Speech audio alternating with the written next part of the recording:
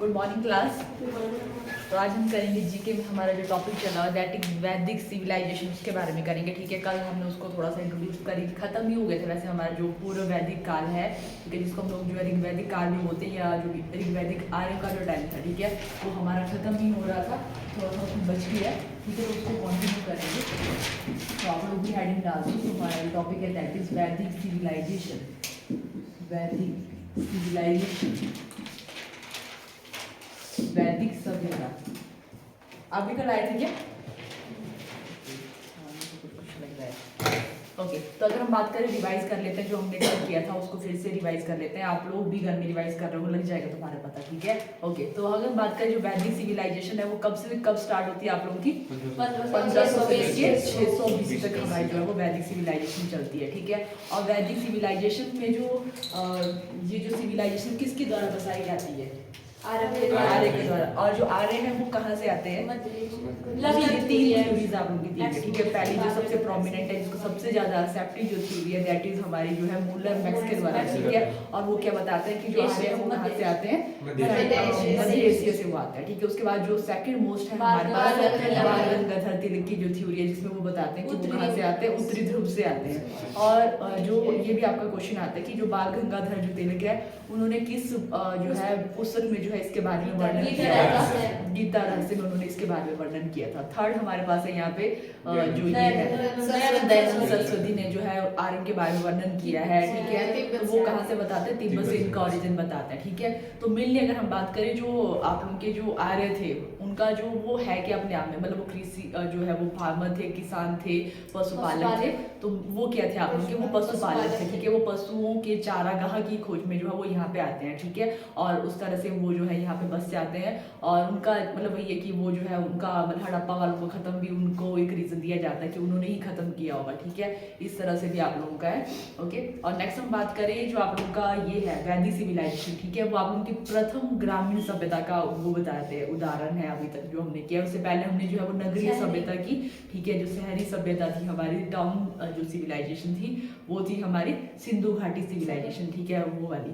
अगर नेक्स्ट हम बात करें और क्या कुछ पॉइंट थे हमारे, तो जो है यहाँ पे जो ये है, जैसे अभी शुरू में आप लोग के आए तो उस टाइम तो चलो ठीक है, ये पशु वैसे अपना जो भी छोटे छोटे इन्होंने इस तरह से कबीले बनाए, बट लेटर ऑन क्या हो जाता है, ये अपना एक शुरू में कोई पर्सन आ रहा है तो वो तो ऐसे ही होगा कहीं जहाँ पे उसको झोपड़ी मिलती वैसे एडजस्ट करेगा।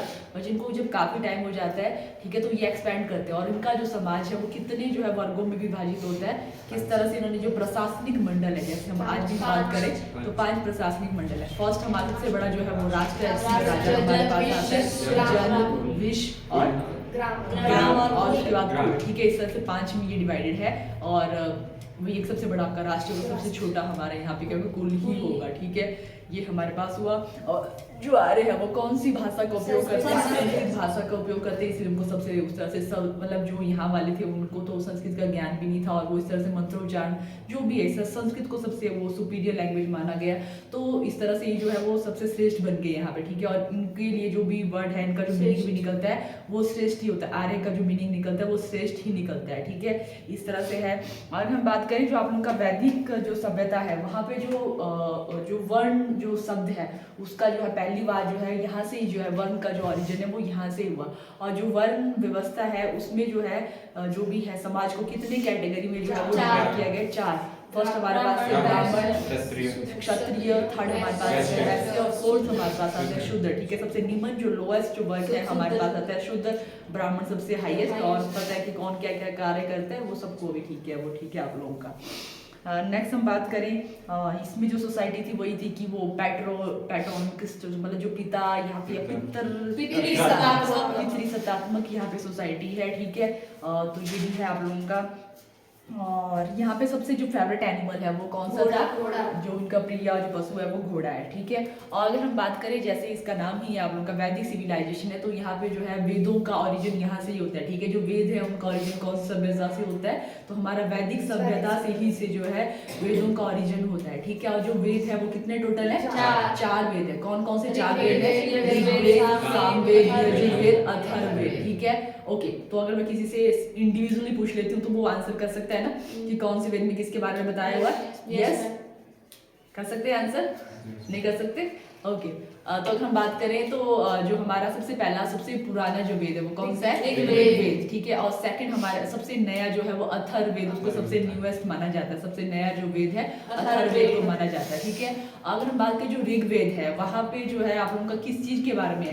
वहाँ पे मंत्रों के बारे में है, आप लोगों का श्लोकों के बारे में, इस तरह से जो है इन्हीं का वर्णन मिलता है हमें, कैसे जो है वर्शिप की जाएगी, ठीक है। यहाँ पे जो है ब्राह्मण जो है वो बहुत ज्यादा ये करते हैं, ठीक है, बहुत ज्यादा जो भी उन्होंने बुक्स वगैरह लिखी हैं, ठीक है।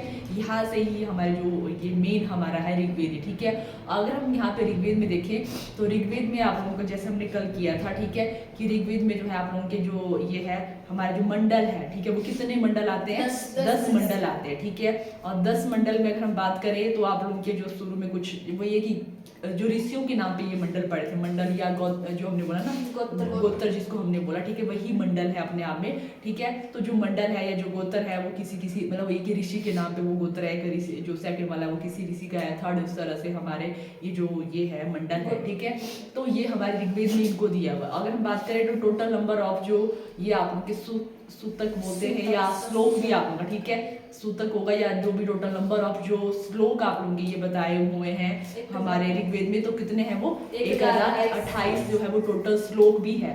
आप सूतक ही मतलब कई जगह क्वेश्चन जो है वो श्लोक भी लिखा हुआ है, आप लोग तो लिख लो। आप लोग सूतक नहीं जरूरी है कि सूतक ही लिखा हुआ आप लोगों का वहाँ पे सूक्त या जो भी है सूतक है कि सूक्त है, मैक्सिमम जो है वो श्लोक ही लिखा गया है आप लोगों का, ठीक है। तो वहाँ पे करेक्ट कर लो। कई बार हो सकता है कि आपको वही लगे कि हमने तो ऐसा कुछ पढ़ा है, तो वहाँ पे इस चीज को भी लिख लो कि इनको ये बोला जाता है। मैंने आपको जो क्वेश्चन आए हो वैसे भी आए हुए श्लोक 1028, ये बहुत ही रिपीटेड क्वेश्चन में आप लोगों का है, ठीक है। और इसी में अगर बात करें जो टोटल नंबर ऑफ श्लोक तो आप लोग ये हुए, और जो रचनाएं थी वो कितनी थी इसमें बताएगी? 10,462, और जो कुछ जो टोटल है आप लोग कितना है? 10,580 की 80 है, ठीक है। जिसमें कुछ रिपीटेड है तो उनको रिपीटेड को डिलीट करके जो अब हमारे पास बचता है नंबर 10,462 नंबर हमारे पास बचता है, ठीक है। तो ये हमारे पास हुआ। और जो हमारे पास जो गायत्री मंत्र है उसका जो ओरिजिन है वो कहाँ से है? वेदों से है, उपनिषदों से है, आप उनका मंडलों से है, कहाँ से इनका ओरिजिन हुआ है? यस, गायत्री मंत्र है या ओम का भी कई बार क्वेश्चन आया हुआ, तो कहाँ से हुआ इसका? मंडलों से इनका, ठीक है, जो मंडल है वहां से। और हम बात करें जो गायत्री मंत्र की, अगर हम बात करें तो गायत्री मंत्र का उसमें अगर ये पूछा जाता है कि कौन से मंडल से इसका ओरिजिन हुआ है? तीसरे मंडल से, ठीक है, तीसरे मंडल से। जो और किसके द्वारा जो है गायत्री मंत्र को दिया गया था? विश्वामित्र के द्वारा इसको दिया गया था, ठीक है। और विश्वामित्र और जो वशिष्ठ के बीच में जो लड़ाई होती है उसको क्या बोलते हैं? 10 राज्य युद्ध उसको बोलते हैं। और ये जो है वो कौन सा राजा था जो यहाँ पे जो मेन यहाँ पे सुदास की वजह से यहाँ पे जो लड़ाई होती है आप लोगों की, ठीक है। और जो ये 10 राज्य युद्ध जो भी है वो कौन सी नदी के किनारे होता है? रावी नदी के किनारे होता है, जिसको कौन सी नदी बोलते हैं? पुरुषनी बोलते हैं, ठीक है, ये भी उसका नाम है। तो ये हमारे पास हुआ। तो आई थिंक हमने यहाँ तक ही किया था। यस, चलो ठीक है, यहाँ तक ही हमारा हुआ था।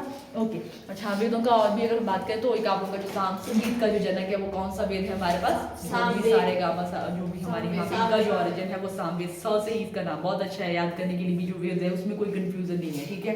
और ये जो वेद की हम बात करें तो वहाँ पे क्या आप लोगों का यज्ञ के अनुष्ठान उनके बारे में कि कैसे जो यज्ञ किए जाएंगे उसके बारे में। और चौथा हम बात करें अथर्ववेद, सबसे नया जो वेद है, जादू टोना या बहुत सारे रूल्स, कुछ ऐसे कुछ चिकित्सा या बहुत सारे अदर जो रूल्स वहाँ पे सोसाइटी के लिए इस वाले वेद में आप लोगों के मेंशन किए हुए, ठीक है। तो ये हमारे पास है। एक और जो है अथर्ववेद में एक चीज और ऐड कर लो, यहाँ पे जो है वो कितने, यहाँ पे कुछ मंत्र है आप लोगों के, तो यहाँ पे जो मंत्र मेंशन किए हुए 731, हालांकि इसका कभी क्वेश्चन मैंने नहीं देखा बट यहाँ पे ठीक है बताया हो, तो इस चीज को नोट कर लो, ठीक है। 731 जो है मंत्रों का उल्लेख मिलता है हमें अथर्ववेद में। और पुराणों की जो टोटल नंबर है वो कितना है? 18 पुराण है, ठीक है। और सबसे जो ओल्डेस्ट जो सबसे पुराना जो पुराण है वो कौन सा है? मत्स्य पुराण सबसे जो है ओल्डेस्ट है। और कुछ और चीजें जो हमारी इसमें बचती है अभी वैदिक सिविलाइजेशन में, तो यहाँ पे एक और चीज आपने नोट डाउन करनी है कि टोटल नंबर ऑफ जो उपनिषद है वो कितने हैं? टोटल नंबर ऑफ जो उपनिषद है वो कितने हैं?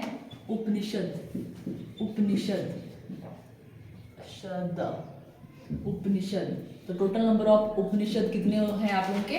108। कितने हैं आप लोगों के? 108 जो है वो टोटल नंबर ऑफ उपनिषद है। जो उपनिषद हैं उनके लिए एक और टर्म दी हुई है, रुको, इनको वेदांत बोला जाता है। इनके लिए जो वर्ड है वेदांत, वेदांग भी आपका एक वर्ड है, बट इनके लिए जो वर्ड है दैट इज वेदांत। ठीक है, लिख लो वेदांत। उपनिषदों को जो है वेदांत भी बोलते हैं। टोटल नंबर ऑफ जो वेदांत है, ठीक है, वो हमारे पास है 108 वेदांत हमारे पास है। ठीक है, और यहाँ पे जो आप लोगों का जो बहुत रिपीटेड क्वेश्चन पूछा जाता है कि हमारा जो सत्यमेव जयते है उसको कहाँ से लिया गया है। ठीक है, तो वो आप लोगों का यहाँ से उपनिषदों से ही उनको लिया गया। कई बार इस तरह से क्वेश्चन आता है कि उसको कहाँ से लिया है, वेदों से लिया है, वेदांत से लिया है, वेदांत से लिया है, उपनिषद, ठीक है, या इस तरह से आपका ऑप्शन होगी। तो कहाँ से लिया गया आप लोगों का जो मुंडको उपनिषद है वहाँ से उसको लिया गया है। जो आप लोगों का सत्यमेव जयते है, सत्यमेव जो हमारा सेंटेंस है, नेशनल जो सेंटेंस है, जो सूत्र है, ठीक है, सत्यमेव जयते, इसको लिया गया है आप लोगों के मुंडको उपनिषद, मुंडको उपनिषद, यहाँ से इसको लिया गया है। ठीक है, ये भी बहुत रिपीटेड क्वेश्चन आप लोगों का है।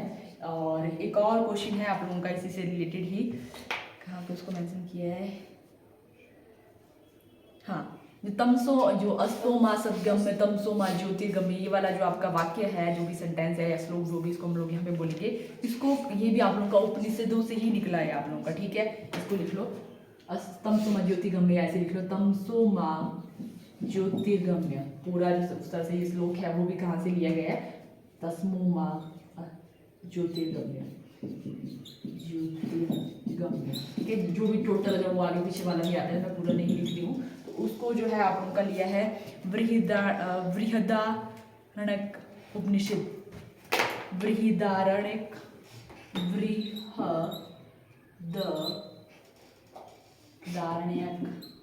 उपनिषद से इसको लिया हुआ है आप लोगों का। ठीक है,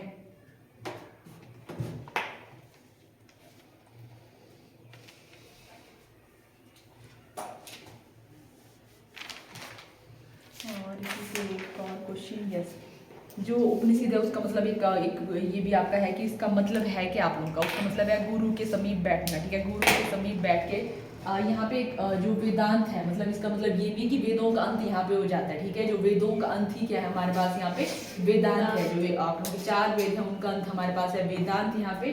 ठीक है, वेदों का अंत और गुरु के समीप बैठ के जो हम लोग ज्ञान ले रहे हैं, ठीक है, दैट इज अवर वेदांत या वेदों का अंत। ये हो गया, ये भी लिख लो।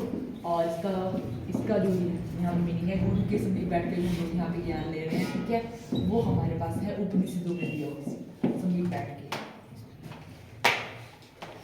और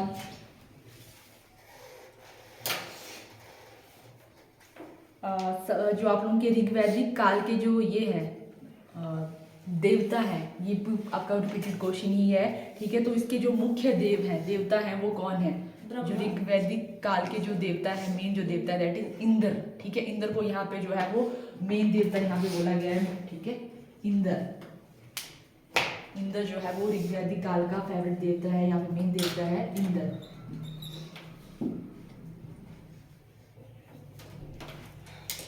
और ये भी लिखना है इसी में कि अगर आपको जो है ऑप्शन इस तरह से आती है कि क्या जो है आप लोगों के ऋग्वैदिक काल का जो मुख्य व्यवसाय था वो क्या था? पशुपालक है, कृषि है, तो पशुपालन इनका जो वो मेन व्यवसाय था। ठीक है, ना कि कृषि पे आपने यहाँ पे टिक करना है, वो लेटर ऑन होता है, पर शुरू में ये आपके जो ऋग्वैदिक वाले हैं ये आप लोगों के जो है वो पशुपालक ही है मेनली। ठीक है, इनका जो व्यवसाय है वो जिनके पास ज़्यादा पशु है वही जो है वो धनी है यहाँ पे, तो इनका मेन व्यवसाय यहाँ पे पशुपालक ही है। ओके, मेन ये पशुपालक है यहाँ पे। ओके, ये वाला हो गया। नेक्स्ट हम बात करेंगे जो हमारे पास जो टोटल नंबर ऑफ जो यहाँ पे दर्शन जो यहाँ पे बताए हुए हैं, कितने दर्शन है? 6 दर्शन हैं। उनके बारे में हम लोग फिलोसफी जो दी गई है मेन, जो हमारे यहाँ पे ये जो ऋषि हैं इनके द्वारा फिलोसफी दी जाती है। उनका क्वेश्चन आप लोग का आता है कि जो है वो न्याय फिलोसफी किसके द्वारा दी गई है, न्याय सूत्र किसके द्वारा दिए गए हैं। तो इस तरह से जो 6 फिलोसफी या 6 जो है दर्शनों के बारे में हमारे यहाँ पे मिलते हैं ऋग्वैदिक काल में, तो अब उसके बारे में हम लोग यहाँ पे करेंगे।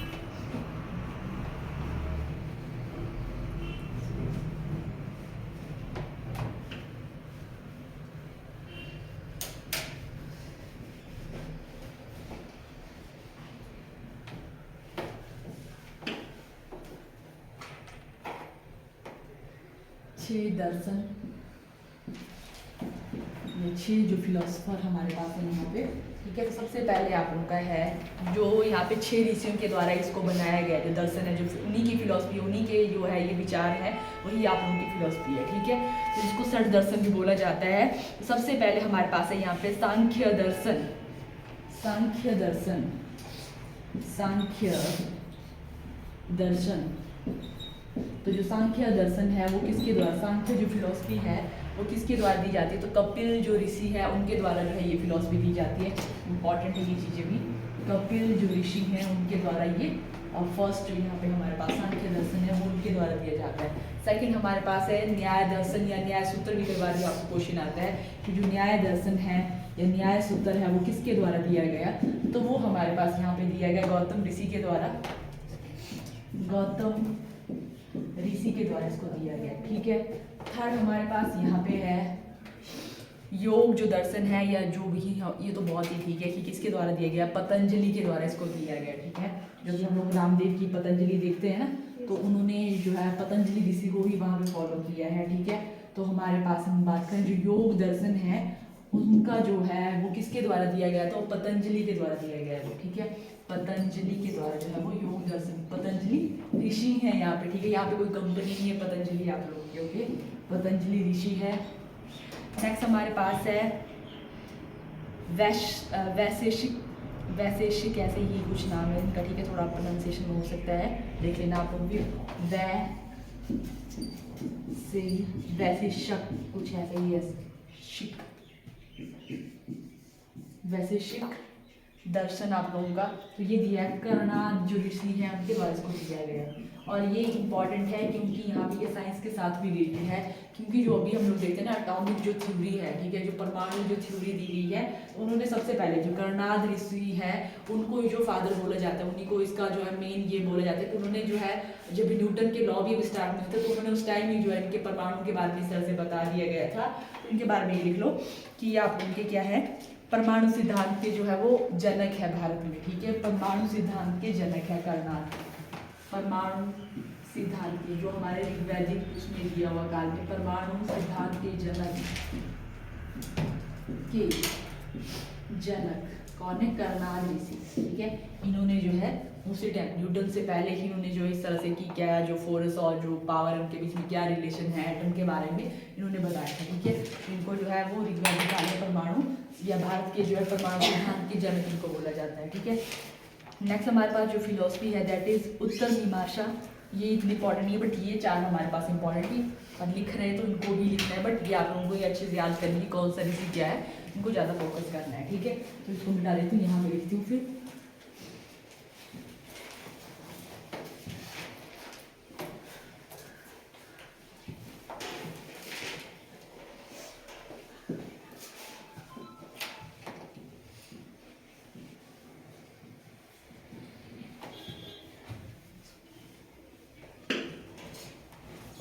नेक्स्ट हमारे पास है उत्तर मीमांसा। उत्तर मीमांसा जो फिलॉसफी है वो दी गई है वादरायण, वादरायण इम्पॉर्टेंट है पर ठीक है लिख लो, 6 ही 6 लिख रहे हैं तो कहाँ वो 6 है, 5वीं है, छठी है, तो पूर्वी मीमांसा, और ये दी गई है जैमिनी के द्वारा,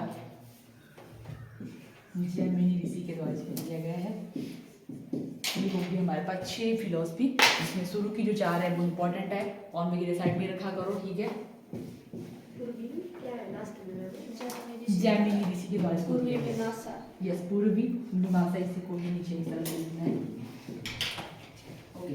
ये तो होगी 6 फिलोसफी, बट यहाँ पे जो है एक पाणिनि के जैसे आप लोगों का ये भी है, हाँ, जो ये संस्कृत का ग्रामर है, ठीक है, जो संस्कृत का व्याकरण है वो किसके द्वारा दिया गया आप लोगों को, जिसको बोलते हैं अष्टध्यायी, ठीक है, अष्टध्यायी, अष्टध्यायी।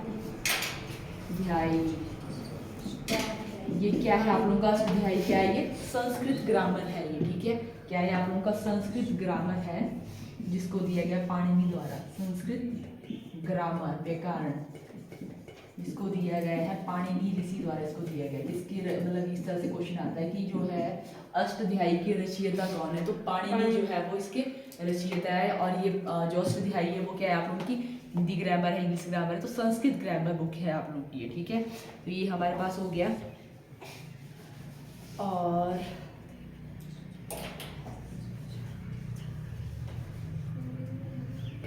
जो ये आप लोगों का ऋग्वैदिक काल है, वहाँ पे सबसे पवित्र नदी कौन सी नदी को माना जाता है, ये भी लिख लो।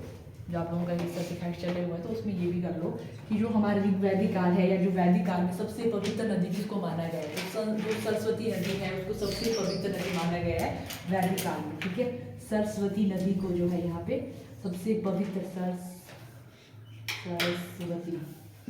नदी को जो है यहाँ पे पवित्र नदी माना गया सबसे ज़्यादा, ठीक है।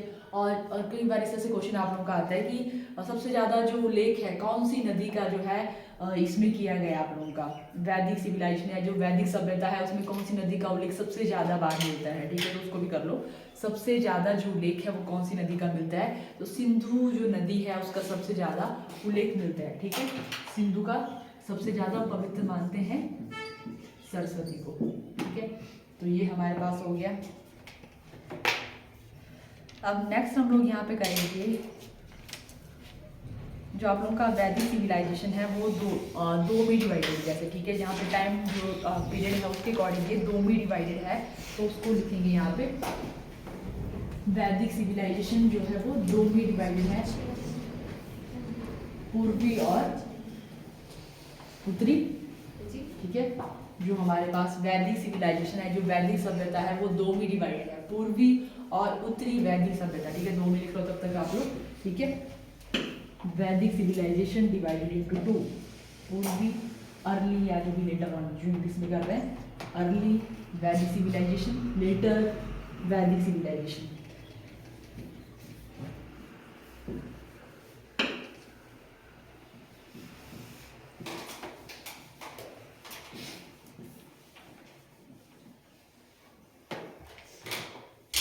तो ये जो है वो दो में डिवाइडेड है, पूर्वी वैदिक सिविलाइजेशन या पूर्वी वैदिक सभ्यता, और दूसरी हमारे पास आई यहाँ पे उत्तरी वैदिक सभ्यता, ठीक है। या जो भी इंग्लिश में कर रहे हैं आप उनकी अर्ली और लेटर वैदिक सिविलाइजेशन, ठीक है। तो अगर हम यहाँ पे टाइम पीरियड देखें तो ये हमारा जो है वो 1500 से लेके 1000 BC तक जो है ये चलता है, और 1000 BC से लेके 600 BC तक हमारा ये चलता है पूर्वी वैदिक सिविलाइजेशन, ठीक है। अब जो बाकी जो भी यहाँ पे डिफरेंस वो साथ साथ में कर लेते हैं कि इन दोनों में क्या फर्क है, कुछ जो क्वेश्चन आप लोगों के आए हुए हैं उन्हीं के बेस में हम ज़्यादा करेंगे, ठीक है। तो एक और जो यहाँ पे आप लोगों का मेन पूछा जाता है कि यहाँ पे जो ये है आप लोगों का अर्ली सिविल जो भी आप लोगों की पूर्वी वैदिक सभ्यता है, वहाँ पे लोहे का जो आविष्कार है या लोहे का जो है जो ढूंढा गया है, लोहे का उपयोग जो है वो यहाँ पे स्टार्ट हो गया था। हालांकि जो मेन जो यूज़ किया गया है आप लोगों का जो लोहे का जो ये है मतलब खोज है जो भी उस तरह से आप लोगों की है वो यहाँ पे हो गई थी आप लोगों की, बट जो मेन जो आप लोगों का यूज़ किया गया कृषि वगैरह के लिए वो आप लोगों का यहाँ पे किया गया, ठीक है। तो लोहे का उपयोग जो है ये यहाँ से स्टार्ट हो गया था, लोहे का उपयोग आप लोगों का यहाँ से स्टार्ट हो गया था, बट जो मेन जो यहाँ पे यूज़ किया गया जिसको बहुत ज़्यादा जैसे फिर जो है यहाँ पे जो है वो मेन विकसित जो आप लोगों का हुआ यहाँ पे लोहे की जो चीज़ें बनाई गई, ठीक है, कृषि के लिए, तो वो आप लोगों का यहाँ पे हुआ, ठीक है। तो पूर्वी जो वैदिक सिविलाइजेशन है यहाँ पे जो आर्य हैं उनका जो मेन व्यवसाय था वो आप लोगों के थे वो पशुपालन यहाँ पे जो है वो मेन व्यवसाय था। और यहाँ पे उनका जो जैसे वो जो अभी लोहे का यूज़ कर रहे हैं यहाँ पे लोहे को अच्छे से वो यूज़ कर रहे हैं, तो कृषि वगैरह के लिए बहुत सारे औजार बनाते हैं, हल बनाते हैं, तो यहाँ पे अभी वो क्या हो जाते हैं कृषि इनका यहाँ पे मेन व्यवसाय हो जाता है, ठीक है। ये आपको क्वेश्चन आए हुए हैं कि इनका जो है वो क्या मेन था और इनका क्या था आप लोगों का, ठीक है। एक और आप लोगों का कि इनका जो मेन देवता था वो हमने क्या बोला, इंद्र इनका जो है वो मेन देवता था। और यहाँ पे जो मेन देवता हो जाते हैं वो हो जाते हैं प्रजापति, जो ब्रह्मा के जो बेटे हैं प्रजापति, वो यहाँ पे जो है मेन इनके यहाँ पे देवता बन जाते हैं, ठीक है। ये हमारे पास है और बाकी जो डिफरेंस है मैं ऊपर वाली साइड को लिखती हूँ।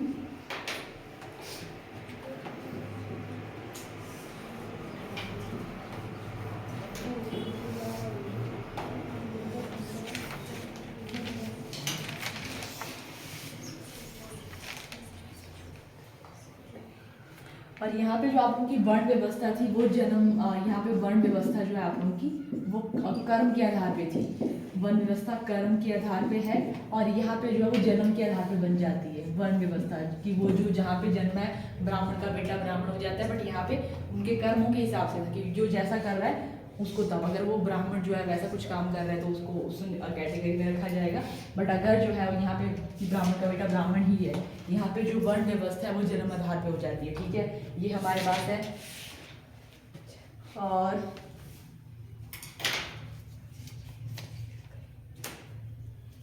जो आप लोग की उत्तर वैदिक सभ्यता है, जो भी सिविलाइजेशन है, संस्कृति है, वहाँ पे आप लोगों के जो है 8 ये क्वेश्चन मेरे को आया हुआ था। ठीक है, ये तो मेरे को खुद की याद है कि मैंने कौन से वाला टेस्ट किया था मैंने भी। ठीक है, तो वहाँ पे आया था कि कहाँ पे जो है मतलब जो है ऋग्वैदिक काल में कितने विवाहों का वर्णन किया हुआ है। ठीक है, मैंने तो कई लगाया था। ठीक है, ओके, तो अगर हम बात करें तो 8 प्रकार की विवाहों का वर्णन किया गया है आप लोगों के। वैदिक काल में भी आपसे पूछा जा सकता है या मेन वहाँ पे अगर दिया होगा तो उत्तर वैदिक काल में यहाँ पे मेंशन किया हुआ था। ठीक है, कि जो है कितने प्रकार के विवाह होते हैं, जैसे देव विवाह, राक्षस विवाह, ठीक है, ऐसे कुछ बहुत सारे टाइप के, गंधर्व विवाह। ठीक है, तो इस तरह से बहुत सारे टाइप है, बट टोटल जो क्वेश्चन में से पूछा गया, ठीक है, जो वो है कि जो है वैदिक सभ्यता में कितने जो है विवाहों का वर्णन मिलता है, तो 8 विवाहों का जो है वर्णन मिलता है। तो आप उनका जो है कितने प्रकार के विवाह हैं, 8 विवाह है, इस तरह से विवाह हो जाते हैं। तो ये आपका यहाँ पे मेंशन किया हो कि 8 विवाहों का और 16 संस्कार, जो जन्म से लेके मरण तक जो संस्कार है वो भी आप लोगों के यहाँ पे मेंशन है। उत्तर वैदिक काल में जो होता है ना कि जन्म का जनेऊ, ठीक है, जो खाने पोषण, जो भी इस तरह से जो पहले के टाइम में होते थे, आज के टाइम में तो बहुत ही चीज़ें कम हो गई है। ठीक है, तो जो 16 संस्कार है जो हमारे हिंदू धर्म में, उनका जो मेंशन है वो कहाँ पे मिलता है, हमें इसलिए मिलता है उत्तर वैदिक सिविलाइजेशन में। 16 संस्कारों का जो वर्णन है वो भी हमें यहाँ पे मिलता है। ठीक है, तो जो है ये वाला टॉपिक हमारा हो जाता है अभी खत्म ही। तो इस तरह से जो है वो वैदिक सिविलाइजेशन कैसे एंड होती है, तो जो महाजनपद है उनका उदय हो जाएगा। ठीक है, जो हमारे जो बौद्ध धर्म है, जो जैन धर्म है, उनके साथ, क्योंकि अभी क्या हो रहा है आप लोगों को, जो वैदिक सिविलाइजेशन अभी जो है यहाँ पे बहुत ज़्यादा नियम आप लोगों के चल पड़ते हैं। जब सोसाइटी में बहुत ज़्यादा रिजिड नियम चल पड़ते हैं और तो को यहाँ पे क्रिटिसाइज किया जा रहा है, तो अभी जो है वो नए धर्म लोग जब इस तरह से, जब ये कि यहाँ पे अभी जो वर्ण व्यवस्था है वो किस आधार पे होगी, जन्म के आधार पे होगी, तो लोग यहाँ पे तंग आ गए कि जो है ब्राह्मण का बेटा ब्राह्मण बन रहा है, हम तो वैसे ही रह जाएंगे। ठीक है, शूद्र का बेटा शूद्र ही रहेगा, जो वैश्य है उसका बेटा वैसे ही रहेगा। तो अभी लोग यहाँ पे तंग हो जाते हैं। तो जो भी यहाँ पे सबसे जो फ्रीडम वाली जो चीज़ें आती है कि बौद्ध धर्म आता है, आप लोगों का जैन धर्म आता है, तो जो उनको लगता है कि यहाँ पे हमें जो है आज़ादी मिलेगी, जो हमने करना है वो हम लोग कर सकते हैं, अभी हमें कोई यहाँ पे दबाएगा नहीं, तो लोग अभी जो है वो सब जो है वो स्विच कर जाते हैं और इस तरह से जो वैदिक सिविलाइजेशन है वो खत्म हो जाती है और महाजनपदों का उदय और जो आप लोग के बौद्ध धर्म है और जो जैन धर्म है उनका उदय स्टार्ट हो जाता है। इस तरह से हमारी जो वैदिक सिविलाइजेशन है वो हो जाती है खत्म। ठीक है, तो आज यहाँ तक ही करेंगे। Thank you.